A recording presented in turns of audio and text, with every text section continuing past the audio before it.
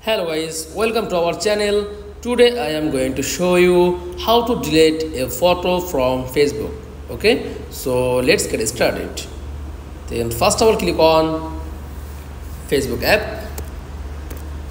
Okay, then tap on menu option and choose another profile. Okay,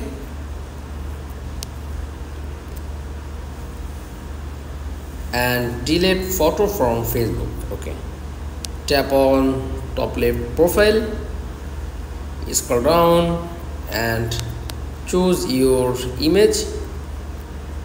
Just click three dot option and tap on move to trash. Just click and move.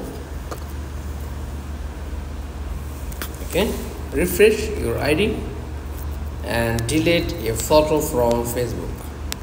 That's all. Thanks for watching. Please like, comments and subscribe. Thank you.